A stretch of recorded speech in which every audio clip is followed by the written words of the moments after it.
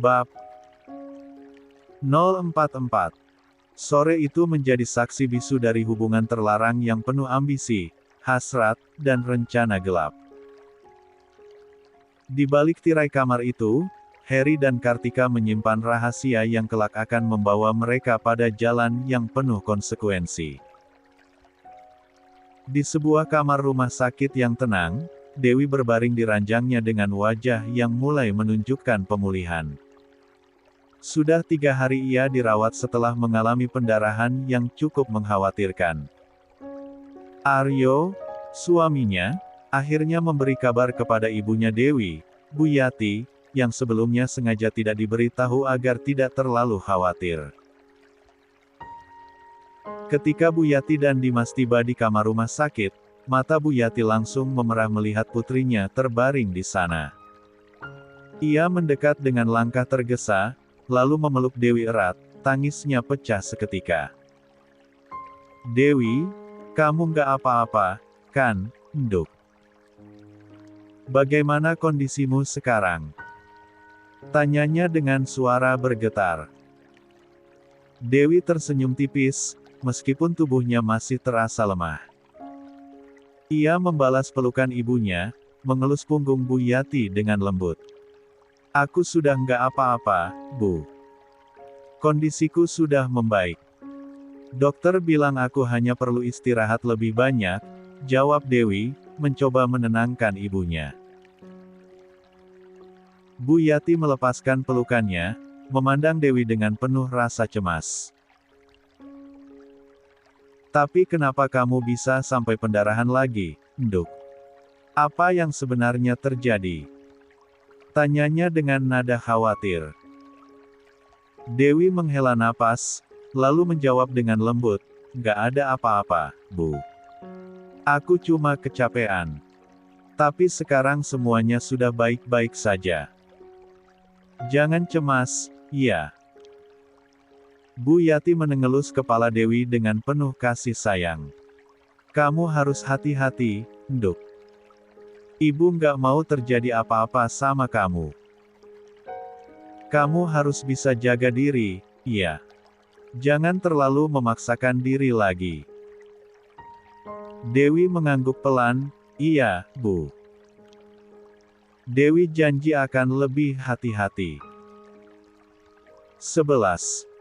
Sementara itu, Dimas yang sedari tadi diam, akhirnya mendekat ke sisi ranjang Dewi. Ia memeluk kakaknya erat, bahunya bergetar menahan tangis. "Mbak Dewi, sehat-sehat ya?" Dimas kaget waktu dapat kabar dari Mas Aryo kalau Mbak masuk rumah sakit, katanya dengan suara terbata-bata.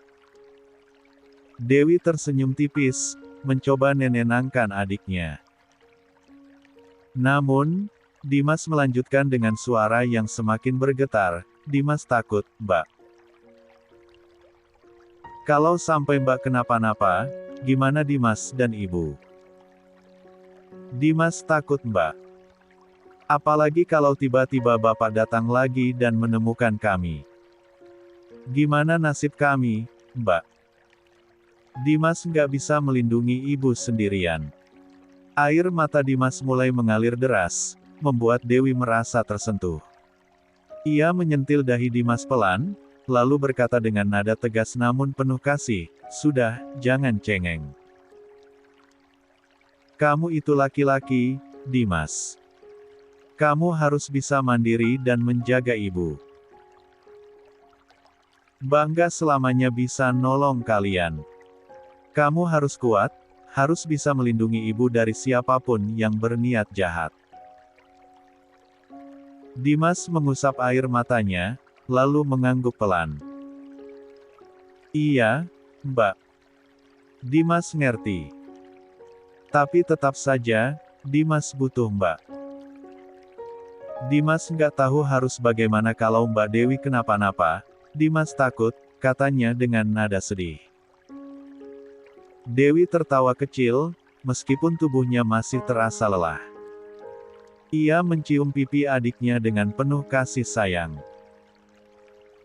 "Tenang saja, Dimas. Mbak Dewi itu kuat. Bangga akan kenapa-kenapa. Kamu juga harus kuat, ya. Dimas mengangguk lagi, kali ini dengan Dewi yang lebih besar. Lah tahu, walaupun Dewi sedang sakit, kakaknya itu selalu menjadi tempat ia dan ibunya bersandar. Namun, kali ini, ia bertekad untuk menjadi lebih kuat demi melindungi keluarganya. 12. Setelah beristirahat selama seminggu, kondisi Dewi benar-benar pulih. Namun, ia mulai merasa bosan. Kini, Aryo membawanya tinggal di villa, tidak lagi mengizinkan Dewi untuk tinggal di rumah keluarganya. Aryo khawatir sesuatu seperti kejadian sebelumnya akan terulang. Nenek Lasmi mengerti dan tidak memaksa Dewi untuk kembali tinggal bersamanya. Di tengah kebosanannya, Dewi memutuskan untuk menghubungi Fuji, temannya. Setelah beberapa kali nada sambung, panggilan akhirnya diangkat. Halo, Assalamualaikum, suara ceria Fuji terdengar di ujung telepon. Waalaikumsalam, jawab Dewi pelan. Gimana kabar kamu, Dewi? Aku kangen banget sama kamu. Kapan kita bisa ketemu? Tanya Fuji penuh semangat. Dewi tersenyum kecil, meski suaranya terdengar lemah. Belum tahu sih. Soalnya aku belum dapat izin dari Mas Aryo buat keluar dari rumah.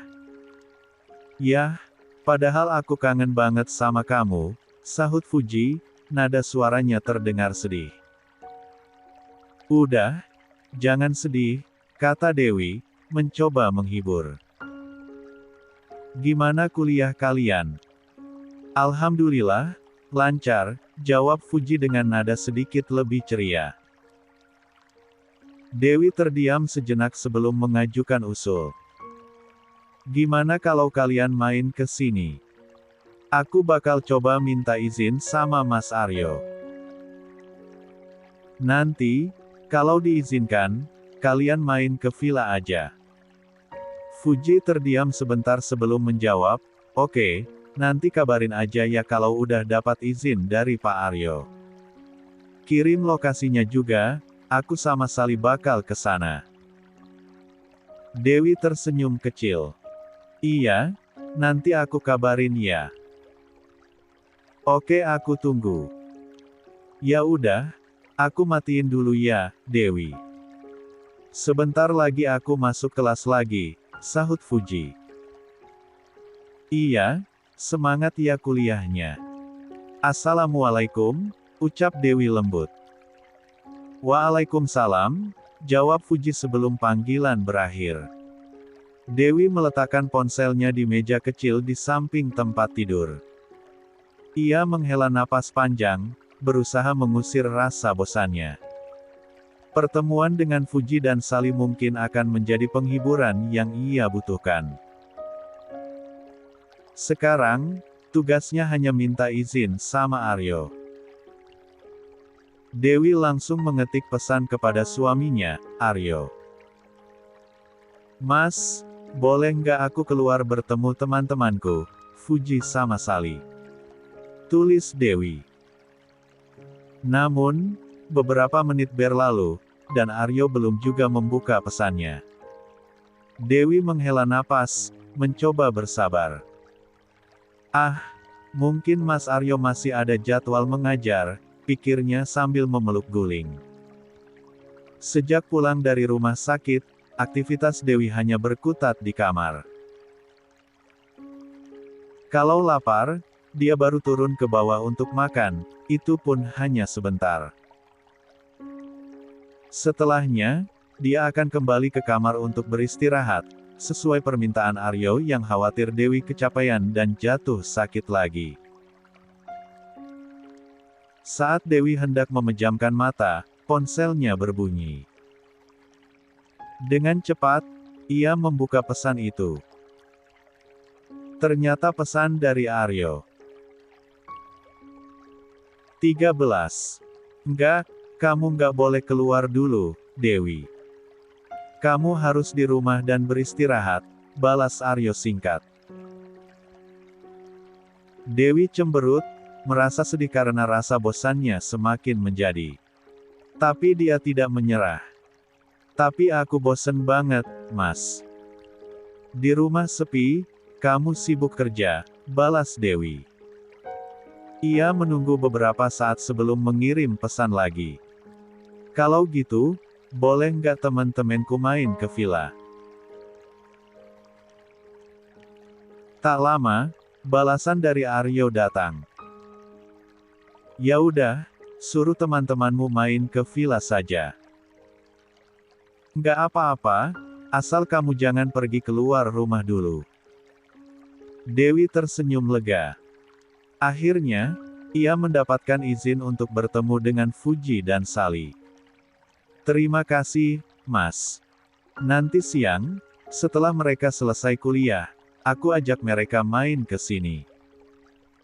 Iya, kalau begitu, sekarang istirahat dulu biar kamu nggak kecapean, balas Aryo. Iya, Mas, jawab Dewi singkat sebelum meletakkan ponselnya. Namun, sebelum tidur, Dewi mengirim pesan kepada Fuji.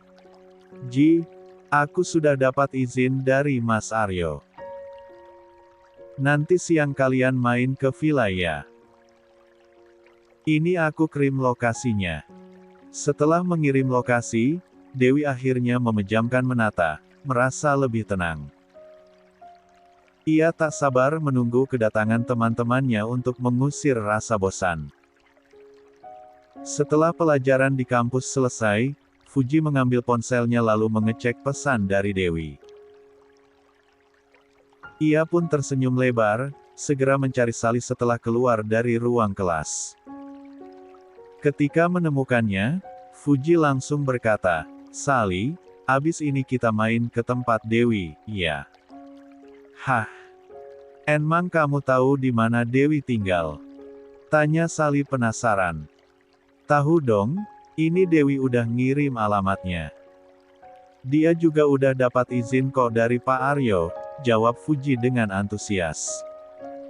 Sally mengangguk sambil tersenyum. Oke, kita langsung ke sana ya. Aku udah kangen banget sama Dewi. Mereka kemudian berjalan menuju parkiran. Saat hendak menuju mobil, mereka tak sengaja berpapasan dengan dosen mereka, Pak Aryo. Siang, Pak, sapa Sally dan Fuji hampir bersamaan. Aryo mengangguk ramah sambil menatap mereka. Kalian jadi ke tempat Dewi? Tanyanya. Iya, Pak. Ini kami mau berangkat ke sana, jawab Fuji sambil tersenyum sopan. Aryo mengangguk pelan. Oh, oke.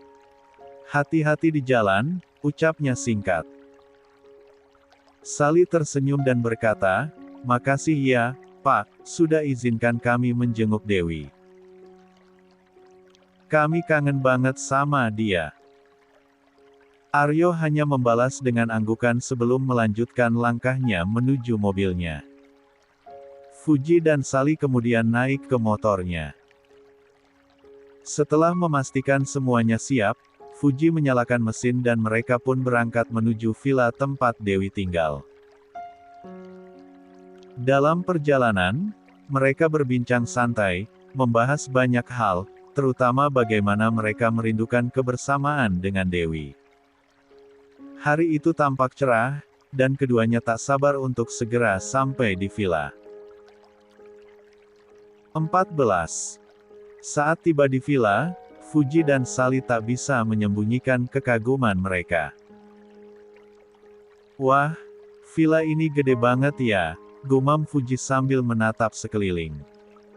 Enak banget ya, Dewi sekarang. Nikah sama Pak Aryo, hidupnya jadi mewah begini.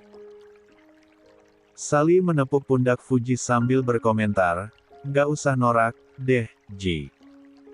Malu-maluin. Kayak nggak pernah lihat rumah bagus aja. Alhamdulillah kalau nasibnya Dewi bagus. Tapi emang kamu mau nikah sama Om-Om? Kayak sih, tapi dijadikan istri kedua. Tanyanya, setengah bercanda.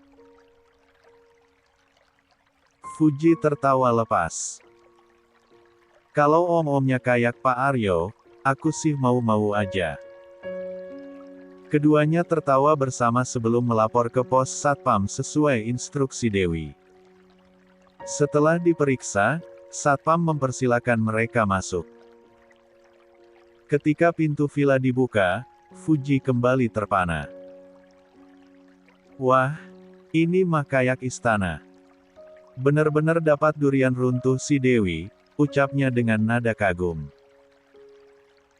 Seorang pembantu yang membuka pintu pun mempersilakan mereka duduk di ruang tamu, lalu mengatakan akan memanggil Dewi.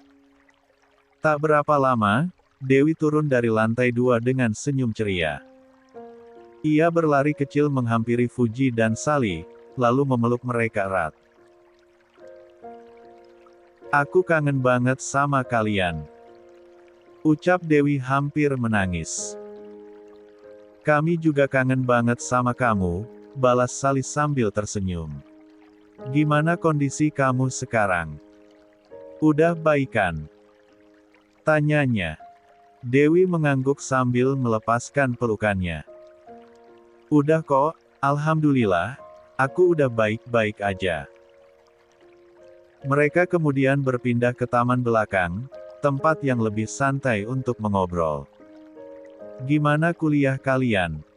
Ada gosip apa di kampus? Tanya Dewi penasaran. Fuji dan Sally saling melirik, sebelum Sally menjawab, gak ada gosip apa-apa kok.